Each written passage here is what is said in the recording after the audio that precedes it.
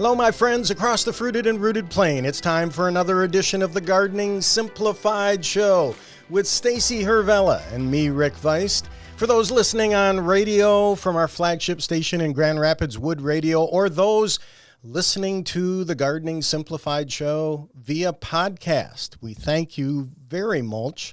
And, of course, you can find the podcast on a variety of platforms, including Apple Podcasts. Share it with your friends and neighbors. And also to those of you watching on YouTube, we appreciate that so much. Make sure you subscribe and share that with friends and neighbors, too, as we broadcast from the beautiful studios of Proven Winners Color Choice Shrubs with our engineer, producer, the very talented Adriana Robinson. Stacy, how are you? I'm doing great. How are you? Oh, I'm ready to go. I tell you what. And today we get to talk about a topic that I love. Well, we're going to talk about a whole bunch of things, but one of the things we're going to talk about is compost. Oh, I love compost. You know that quote from Bette Midler about compost? No. You don't? Okay, so I don't know the exact quote, but I'll paraphrase. She was a big supporter. She founded this charity in New York, this organization to green up New York and clean up the streets. And she said that when she saw her first compost pile, life made sense. Because that's a big paraphrase, but that was basically it, was that everything kind of clicked into place for her when she saw this process of compost, how plants, make leaves, they photosynthesize, we get air, oxygen, all that good stuff, and then the leaves drop, and then we get compost, and that helps the plants grow, and just how compost kind of makes this perfect circle of life. I love that. It's like compost is the wind beneath my wings. I love that. That's really good. Thanks for sharing that with us. So, one of the things that we experience at this time of the year as we head into November is the aromas outside, and we're going to post an article in the show notes. By the way, Gardening Simplified onair.com. Make sure to visit it. There's a lot to see there, including our show notes. But Stacy, I shared the article with you too, the science behind the aroma of fall, and it essentially said, in summertime, there's all kinds of smells in the air, but then after we've had a few frosts, there aren't too many, and as leaves and plant matter starts to decompose, that's that sweet, unique smell that we sense during the fall season. Oh, I love that smell on a nice sunny day. Now, have you ever been under a weeping katsura tree, Cercidophyllum japonicum, when it drops its leaves? Even if I did, I wouldn't have known it. But no, tell me about it. Okay, so it's a fabulous, lovely tree that is, I wouldn't say it's popular in landscapes, but you do see them around. I do like and, it. Yes. When it drops its leaves in fall, it smells like you are in a kitchen where cookies have been freshly baked. Wow. And I mean, there's always kind of a sweet smell in leaves, but the Japanese katsura tree, it is exceptional. It's extraordinary. You really won't smell anything quite like it. It smells like caramel. It's lovely. Wow. That is really great. See, there is a sweet smell to decomposition. Yeah. There can also be some pretty bad smells. But if oxygen's involved, it's usually pretty okay. But, that brings me to compost, because a lot of people are afraid of composting because they think it's going to smell. Right. And when it's done right, it doesn't have any bad odors at all. And when it's done right, exactly, because we need to be thinking about things like oxygen, yes, right? Super important. And turning the pile. And as you've mentioned before in previous shows, a good ratio between, do we call it carbon and green materials? Yeah, greens and browns usually I think is a good, easy way to think about it. And, a lot of people, it's very easy for most people to get those greens. So yes. Greens means anything fresh. That's going to be like your kitchen waste, weeds that you've pulled during the growing season, anything that's, green or colorful. And then the browns are the carbon source. So dried leaves, you can also use like dried grass clippings. You can use torn up newspaper. Not that many people have newspapers sitting around these days anymore. Right. But really the key to a good, successful compost pile that composts actually in a reasonable amount of time is a balance between the greens and the browns. And so to me, fall is the perfect time to make sure you're accumulating a source of browns that you can use through the season. So all winter long, you're making those nice cozy meals. You're getting the vegetable trimmings. You want to put those in your compost pile.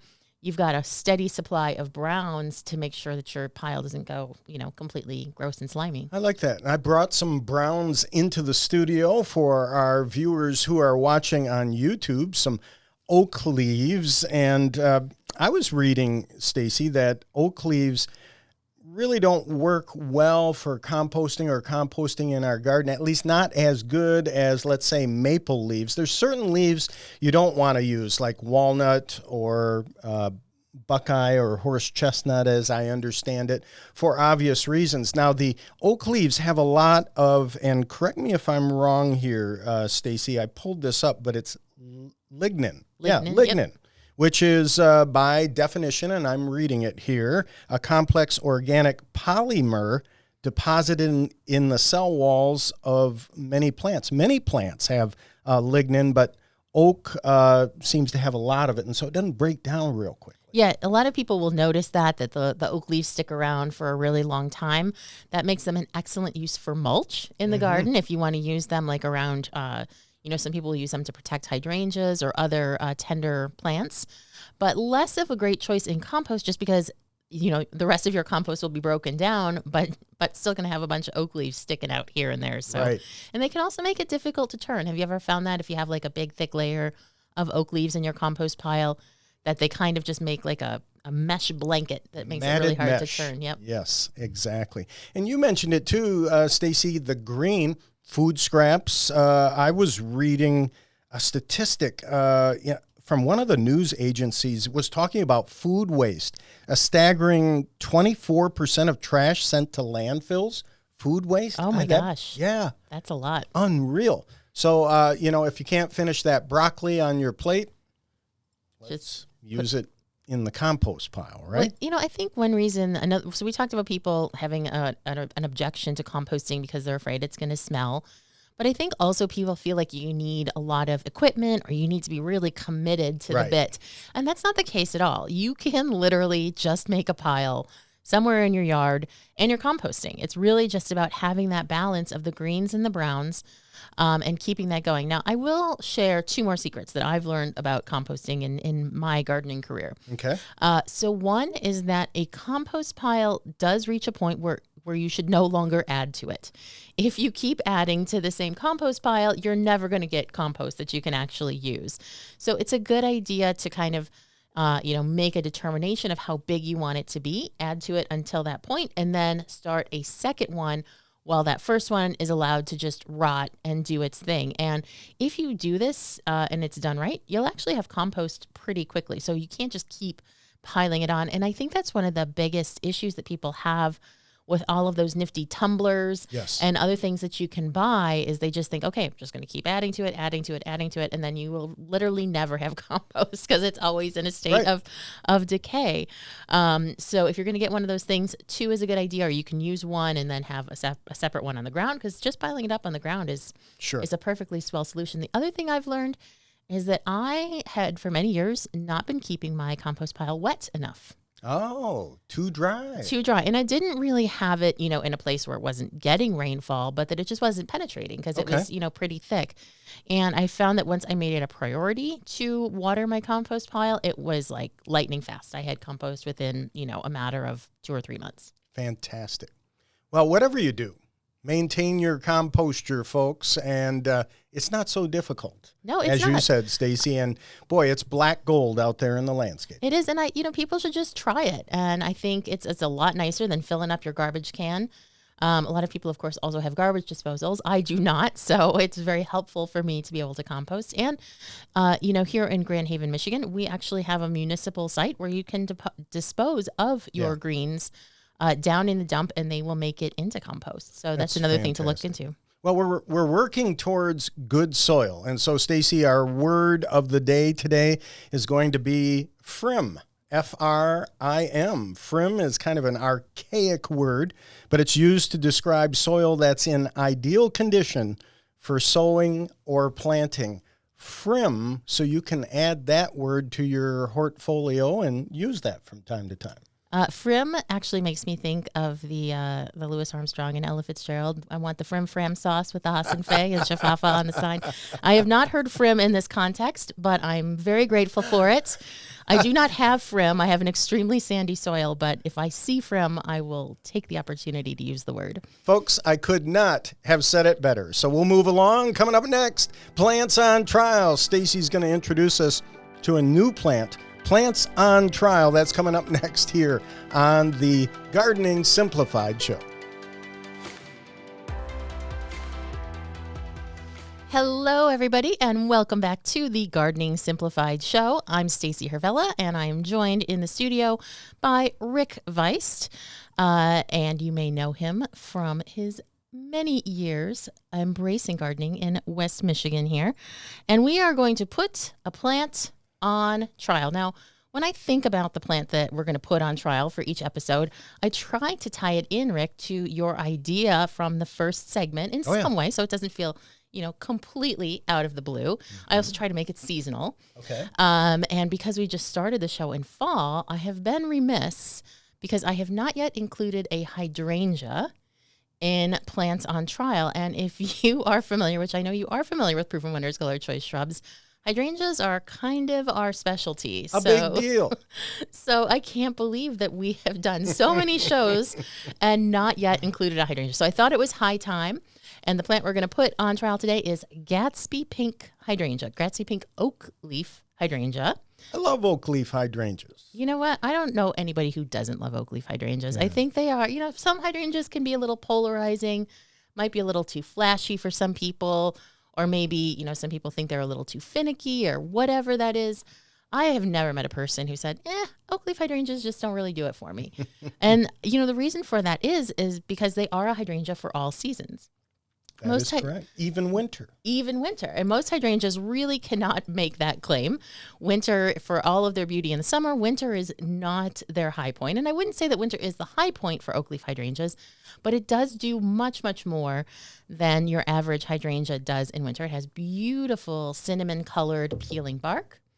And I picked Gatsby Pink as the plant on trial today because it also comes into its own in fall. Now, as you know, one of the reasons people love oakleaf hydrangeas is that fabulous fall color. It just turns a beautiful burgundy red, very memorable, very distinctive. And Gatsby Pink, the flowers also turn pink. So you have the deep burgundy red leaves, the bright pink flowers, and the look altogether is simply stunning. So for people keeping score at home, we're talking about oak leaf hydrangeas. It's not in the oak family or that genus, but it's called oakleaf hydrangea because of the shape of the foliage, right, Stacey? Yes, absolutely. It does look a bit like an oak leaf. And the botanical name for oakleaf hydrangea, Hydrangea quercifolia, literally translates to oak leaf. So the botanical name of oak is quercus. Quercus, and that's folia, right. of course, means leaf. So Hydrangea quercifolia, if you are being very literal in your translation, does actually translate to oak leaf hydrangea, and that's why we call them oak leaf hydrangeas. I've been a gardener for years, and I will admit I never made that connection. Oh, but you knew it. You Interesting. That's what it's all about, making those connections. There somewhere, but you helped me make that connection. Okay, proceed. Oh, yes. Okay. So I got a little sidetracked there. I get a little misty-eyed when we talk about botanical nomenclature. So Gatsby Pink Oakleaf Hydrangea, it is native to North America. And again, a lot of people think of hydrangeas as these exotic things from far-off places, but oakleaf hydrangea is a North American native. Now, not as far as Michigan or even the Midwest, but if you are in, say, the Blue Ridge Mountains or Alabama, Georgia, Florida, all through that corridor, you will see them growing abundantly. Not just, this rare thing that you might happen to come across. They are really quite abundant. And that says a lot, I think, about how suitable oakleaf hydrangea is for North America and how easy it is to grow. So I wanted to talk about how Gatsby Pink Oakleaf Hydrangea got to us here at Proven Winners Color Choice Shrubs. And it comes to us from Missouri. Oh. Not native to Missouri, but there is a botanical garden in Missouri, just southeast of Kansas City. Isn't that the Show Me State? Yeah, Missouri is, yep, isn't it? Yep. Yeah. It's called Powell Gardens, beautiful public garden. And Alan Branhagen, who was the director of horticulture, was developing oakleaf hydrangeas, experimenting with breeding oakleaf hydrangeas there. And he selected it because it has such bright pink flowers. So before there were some oakleaf hydrangea varieties on the market. Ruby Slippers is one that comes to mind. That the flowers did age to some color. So most oakleaf hydrangeas, they flower in late summer or in early summer. they're white, they kind of turn brown, and then the show's over. There's Right. been a couple who, like ruby slippers, that age to red. And Gatsby pink does age to a really bright, exciting, vivid pink. And he saw this transformation happen in his seedlings that he had developed and said, yep, that's the one. And that happened all the way back in 1999. But we have been pleased to offer Gatsby pink hydrangea to the North American public for, about 8 years now. Wow, that's fantastic. Yeah, I always think white flowers. Now, I got to ask you, Stacy, why Gatsby? I mean, we're talking about oakleaf hydrangea, but why Gatsby? Like, does this have anything to do with the F. Scott Fitzgerald novel, The Great Gatsby? Yes. It does? It does. So, I was just throwing it out there. I can't believe it. So, naming plants is really fun, but very difficult and very time consuming. And so when it came time for us to name, the first Proven Winners Color Choice Oakleaf Hydrangea series, we really mulled it over. We wanted something that made it clear, or sort of implied, I guess, that it is a North American native. Okay. And we wanted something that spoke to rather the sophistication of the plant, because I do think of oakleaf hydrangeas as quite sophisticated. They have kind of a wild look, but they are maybe for the more discerning gardener. They're like a next level hydrangea. And so we went back and forth. We threw out dozens and dozens of names before we finally just landed on Gatsby. We liked the sound of it, and it stuck. And so we don't just have Gatsby Pink. We also have Gatsby Moon, which is a big mop head type. And we have Gatsby Gal, which is a semi-dwarf. So we just keep sticking different things on the back of Gatsby as we get exciting new oakleaf hydrangeas to introduce into the brand. That is fantastic. Now, I don't want to be a wet blanket on this, but do you know that Gatsby is a sandwich in South Africa also? I did not know that. Yeah, it is and you can't find it in your Scrabble dictionary, but it is a sandwich. It's a submarine sandwich. Look it up. It's loaded with chips, which would be French fries, and fillings and sauce, and it's called a Gatsby.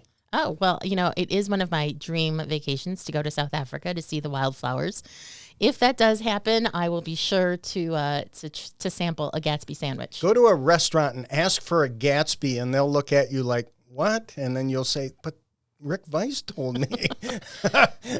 I will Okay. be sure to name drop you if and when that happens. All right, thank you. So let's talk about how to grow Gatsby Pink Oakleaf Hydrangea, because I'm sure that we've got listeners who are going to think about adding this to their garden, because it is a wonderful choice. Now, I do typically say that oakleaf hydrangeas are, in my opinion, the most shade tolerant of all hydrangeas. Okay. A lot of people think of hydrangeas automatically as shade plants, and that's not necessarily wrong.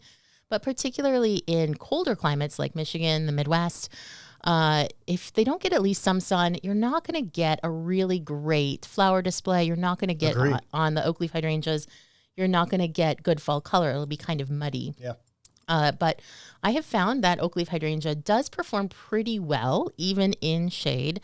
So if you have deep shade, it's a good choice. You just have to kind of temper your expectations and know that the plant is probably going to be a little bit more open and wide spreading rather than, really narrow and compact and covered with leaves. So good choice if you have shade.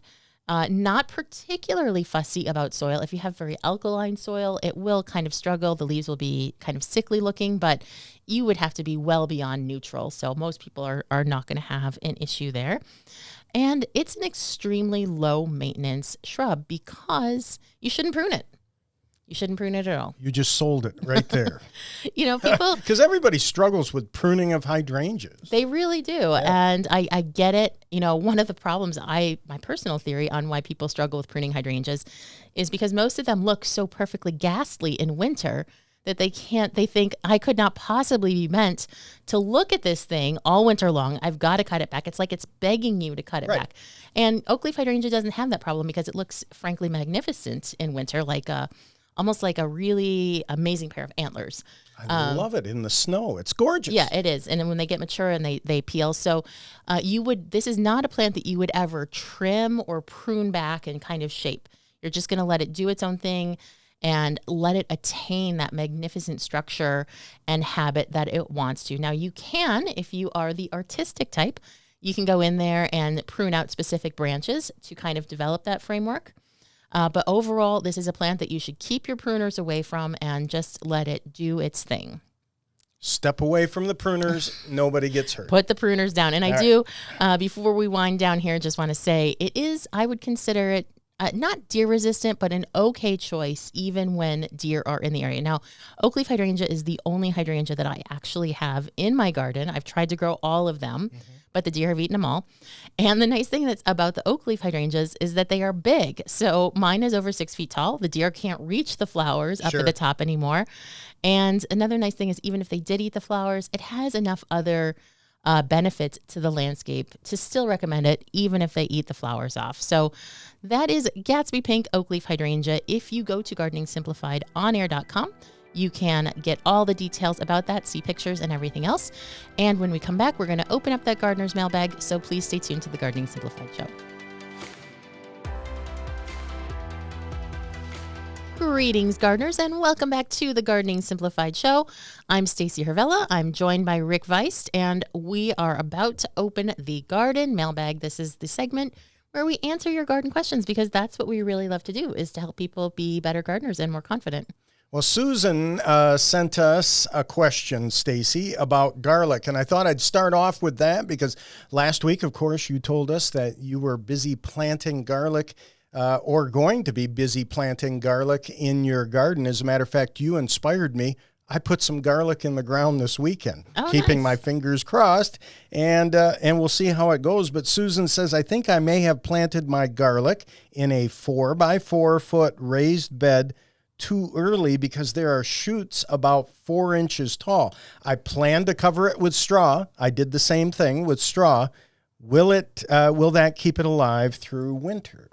So it's a great question that Susan has here, and what she's describing is exactly what you want to try to avoid if you're planting garlic, and that is planting it too early so that it does shoot. Now, that doesn't mean that it's going to die, particularly if Susan is also a West Michigan resident or living in more of a place where the winters are, I wouldn't necessarily say mild, but certainly not super harsh, not exposed. We usually have snow cover, during the coldest part of the year. It will probably be okay. But the ideal timing for garlic is the instructions. I ordered mine online. The instructions said that you want to plant it about 2 to 4 weeks before the ground freezes so that it has some time to root, but not enough time to shoot. And when I was telling my husband about that, he said, well, how are you supposed to figure that out? And I said, you can't. You just have to kind of guess. So, Susan, I totally understand. It's probably going to be okay. Susan, you have to do just like us. Operate by the seed of your plants. That's true. That's what you've got to do. And let's hope for the best. I tell people all the time, like, you can get all the gardening advice in the world, but the bottom line is that we garden in the real world where things are unpredictable, and we have to do the best that we can with the time and resources that we have. So, Susan, don't sweat it. If you are a little bit nervous, go ahead and make a second sowing of garlic. A lot of the places that sell garlic online are going to start putting what they have left on sale. So it's a good time to maybe invest in some of those more unusual varieties. And that way, if your first crop fails, which I don't think it will, but if it does, you'll have the second crop to tide you over. Yeah, remember, garlic is a lot like the bulbs that we plant in fall. We're putting them in the ground so that they'll settle in, so that they'll root, but we don't want to see them sprouting above the ground. But from time to time in fall, we'll see daffodils or tulips that make an appearance a little bit earlier than they should. But again, like we mentioned in the first segment, maintain your composture. It's going to be okay. They're a lot tougher than they look. They're tough, and you know what? You just can't predict the weather. All you can do is the best of your ability, and whatever the weather throws at you, you know what? I've learned it's always a good learning opportunity for gardening. Shannon sends us a question. There's been a lot of rain, and I have not been able to mow my lawn. Typically, I mow my yard extremely short before the first snowfall. Now, I would mention to Shannon, as far as our lawns are concerned, it's a good idea to cut the grass short before we get heavy snows. Heavy snows can mat the lawn, and then we start to see things like disease, like snow mold in spring. But you have plenty of time. As a matter of fact, I always recommend to people, don't pack away that lawnmower until the turkey leftovers are done. There's plenty of time to cut that grass. And, we want to drop the deck on the mower gradually. Work your way towards a shorter turf for overwinter. Oh, that's a good idea. Yeah. Yeah, I definitely am not a lawn expert. I do the bare minimum to keep my lawn managed, and not very well.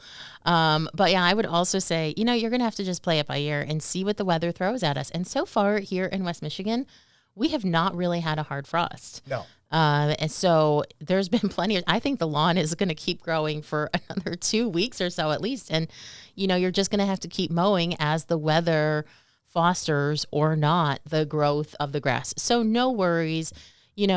Up until the ground freezes, you can still mow. And probably even when the ground is frozen, it just wouldn't be a very pleasant job. And it probably wouldn't be good for your lawnmower blade either. So no worries, Shannon. Cutting the grass with a snowmobile suit on. But yes, don't worry. There's plenty of time for lawn and order, Shannon. So hang in there. It'll work out. Okay, ground covers. Rhonda writes to us about ground covers. I'm looking for a good ground cover plant. Options for sandy soil. This is near and dear to my heart because Rhonda does not want to mow the area next to her new cement driveway. And I say kudos to you, Rhonda. That is great. And I have a number of suggestions for you, but I would mention to you that I've had a lot of success with, and Stacy, I have difficulty with this word, and I've used it for years, but liriope, because I want to call it liriope or whatever. For people keeping score at home, it's spelled Liriope. Yes. Or lily turf, if you want to use the search engine of your choice and look for that, lily turf or liriope. But I've had a lot of success with that and in sandy soil. Once it's established, because that root system is so rhizotomous, it seems to really take a hold. I think it's a very nice ground cover. It has sort of the look of grass if you don't want to be, a total iconoclast and do something really weird in your garden. It looks a little bit like grass, except then it flowers and it gets these beautiful purple flower spikes that are really nice and colorful and attract pollinators. The only issue with liriope, and I do like it, but it looks crummy, to say the least, in spring. Yes, it does. When the snow melts, you are left with a very sad looking thing. Because it almost acts evergreen in some regions of the country, but not here in Michigan. By the way, for those watching on YouTube, I'm borrowing Stacy's pen because I'm going to write down iconoclast and look that up after the show. There we go. Right. Iconoclast. So the thing, liriope is a good choice. It spreads too. So if you're looking for a ground cover, you want something that's going to spread. But you're going to need to get, what I see most people do is take their weed whipper, trimmer thingy, and just take all that stuff down. You can also do it by hand. It's just a little bit of work. But you definitely want to get that old stuff out there so that when the new stuff comes out, it's not, cluttered up with a mat of the ugly old foliage that made it through winter. Now, my pick for a sandy ground cover, sandy soil ground cover would be sedum. Yes. Now, I love sedum. I have a huge collection of sedum. It is not native. A lot of people do think that it's native to West Michigan because it is so ubiquitous out here, but that is just a testament to how well and how quickly it can spread. But there are a number of additional types of sedum. So the little ground covery one that you see with the yellow flowers in June, that one works very, very well. And once it's established, it does a good job of outcompeting weeds. But what my husband and I have done is kind of created a sedum tapestry. So we have all sorts of different sedums. Oh, nice. All growing together for a really, it almost looks like a underwater kind of scene. Because I have blue sedum and red sedum and everything's all growing together. Now, if you take that approach, you do need to be a bit of a plant manager and make sure that the more aggressive sedums are not overtaking the less aggressive sedums because they will quickly overwhelm them. But I actually find it quite a fun thing to do is just go out there and rip out some of the aggressive ones, and you can just take that and throw it somewhere else. And next thing you know, you've got a patch somewhere else. So it's a really good choice. For Rhonda and those keeping score at home, sedum, sedum. There are many wonderful proven winners sedums like Rock and Grow, lemon coral is fabulous. I love that plant. Rockin' Low, Boogie Woogie, Yellow Brick Road. I mean, like you mentioned, there are so many different types of sedums. And then, Stacy, for me, Carex, Carex is a great choice. And I have great success with ornamental grasses in sandy soils. We don't typically think of them as a ground cover, but they do a great job of filling a space. Yeah, they really do. And they're very low maintenance. Now, I love Carex too. And Carex is having a bit of a moment in the plant world right now. If you haven't heard, people are crazy about it. There is a whole movement to replace mulch with Carex, also known as sedge. Some of the low-growing types that you can just grow instead of mulch, so making that a lower maintenance. Now, I do find, and I don't know what type of Carex you're growing, but I find that it does like it a little bit more moist than my soil is going to allow because it is very sandy. Do you irrigation on yours? I agree with you on that. Yeah, I agree with you. But once established, just the Liriope. Yes. Come on, help me here. Liriope, yeah. Liriope. Why can't I do that? Sometimes it's just hard to get the old way out of your head. Okay. I feel you. It's all about rhythm and cadence and all that stuff. Well, like I say, there's no wrong pronunciations, only wrong spellings when it comes to botanical names. So, Rhonda, I hope that gives you some good choices. There's plenty of time for you to research those options this winter and get ready to plant your project next spring. So, thanks so much to everyone who wrote in. If you would like us to help you with a gardening question, you can email us at help@gardeningsimplifiedonair.com or just visit gardeningsimplifiedonair.com.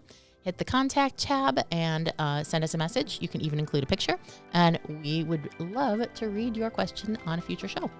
So with that, stay tuned. We're going to have branching news next, and you won't want to miss it.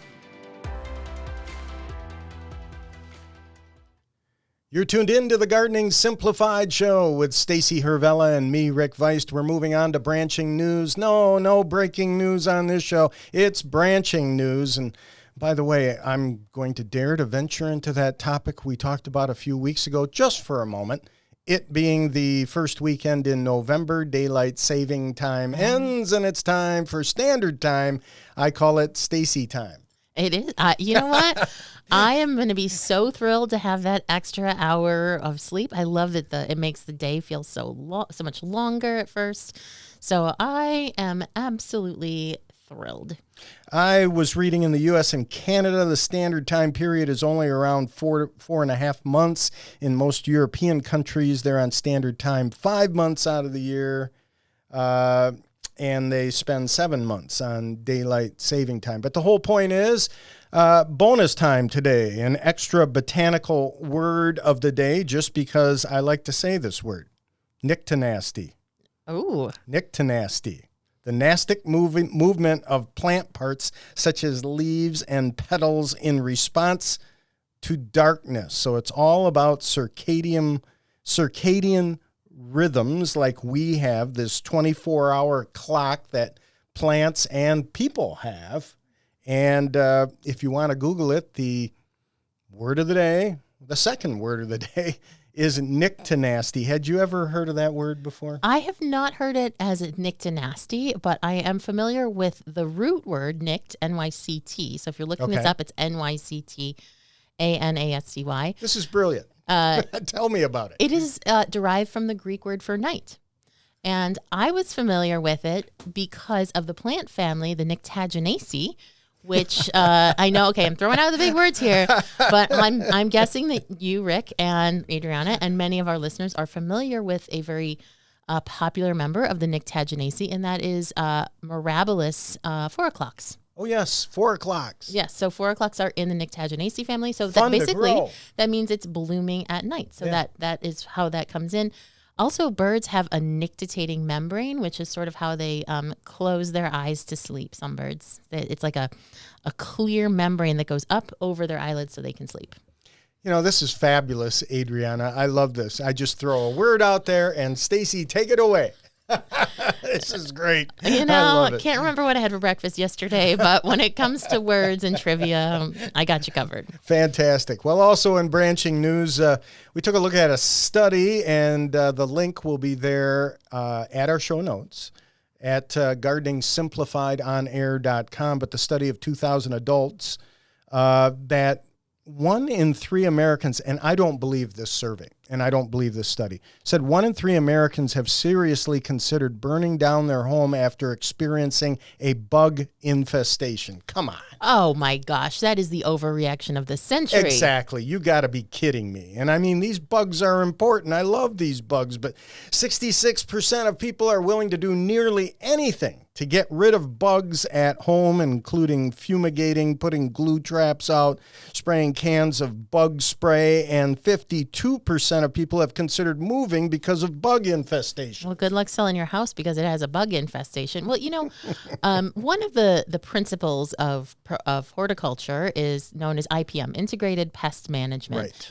And that, for me, was maybe my Bette Midler compost moment when I was in horticulture school, because integrated pest management basically says learn everything you can about the pest that you're dealing with, whether that's an insect or a disease or a mammal or whatever. Or why they're there in the first place. Exactly. Or moving in this fall. Yeah, Yes. exactly. And the more you learn about their life cycle, about their habits, what they're drawn to, the better you are able to manage them. And then the more, empowered you're going to feel to deal with this in an intelligent way rather than a reactive way. And, I tell people all the time when they say, oh my gosh, there's spiders in my house, I always tell them, you need to be much more afraid of what the spiders are eating, that they are making themselves at home in your house, than the presence of the spiders. I agree. I think people are fearful of spiders because they spend too much time on the web. I think that's why. They saw all those memes about killing it with fire if there's a spider in the house. So I know it's hard to get people over their fears. Fears are not rational, and therefore it's difficult. But any problem that I've had in the garden or in the house, just by sitting down and researching it and learning about it, I've been able to deal with it in a much less drastic and much more educated way. And that's why my head is full of all this trivia. You do not want to get me started on bats. You don't want to get me started on ants. Oh, we will at some point. We will at some point. When we talk about ants, we'll get to hear your antics about such a subject. Yeah, so anyhow, I found the poll to be ridiculous too. That's why I bring it up. It's kind of fun to look at this type of thing. I mean, with these respondents, many people would rather deal with broken appliances, creaky floors, broken windows, not having a television connection, or rodents than they would with bugs. They'd rather deal with rodents than bugs? 33% of people, their solution was to scream at the bug. Do they not realize that the Black Plague was spread by rats? I mean, all right, let's move in branching news to Tokyo. I just thought that this was great. Remembering names at a party is never easy, but what they did in Tokyo was they brought together 178 people in the same room, all with the same name. Hirokazu, I believe that Hirokazu, no, Hirokazu. Hirokazu. Thank you. Tanaka, I can get that one, the last name. And it broke the record of the previous Guinness record held by getting together 164 Martha Stewarts. That's a good one. No, any comment? There can only be one Martha Stewart. I believe we probably all know that, but my mom has a really common name too. And when Facebook first started, she got invited to all these groups of people with her same names. All right, so I thought that was humorous. And from Springfield, Illinois, you go in your backyard, you're going to rake some leaves, do a little work in the yard. Springfield, Illinois, not too far from where we're broadcasting here in West Michigan. How'd you like to walk into your backyard and find a mountain lion? Ooh, as long as I had a safe distance and my binoculars, I'd be thrilled.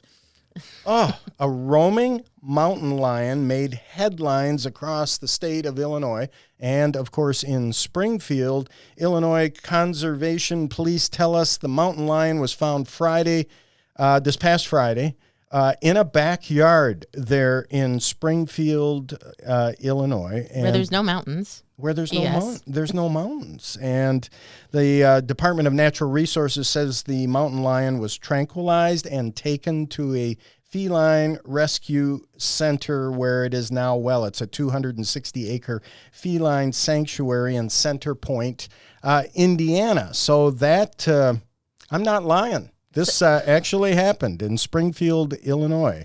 So was this someone's pet that escaped, or was this a wild animal that was actually just native to the area? Does not say. Interesting. Does not say. Interesting. I actually happened to come across something the other day that was interesting. It said that if you can see a mountain lion, that means you are not its prey, which is rather a terrifying idea because they're so, they're so stealthy that they stalk their prey. Yeah. So basically they're saying if you can see it and it's just kind of, hanging out over there, congratulations, you're not its prey. You should still keep a distance. I know I've been to California and some of those parks, and there's, warning mountain lion signs all over, and you kind of go, I was not prepared for this. Yeah. That's scary but fascinating. I'll keep that in mind when out hiking or in my backyard. If I can see it, I'm safe. And in this case, this mountain lion in Springfield, Illinois, the rescue of it was a roaring success. Glad to hear it. All right, so that's it for Branching News this week. We want to thank John Ilk back in the studio at Wood Radio here in West Michigan. And, of course, a big thank you to Adriana Robinson, our executive producer. I'm going to call her executive producer extraordinaire here in the studios of Proven Winners, Color Choice Shrubs. And, Stacy, always a pleasure to do the show with you. Likewise, Rick. Thank you so much. Make sure to look for Gardening Simplified Show on YouTube. Subscribe. Please do that. Look for it in podcasts, wherever you get your podcasts. And, of course, thanks for tuning us in on Wood Radio in Grand Rapids. And very important, check out the website, gardeningsimplifiedonair.com. Have yourself a great week.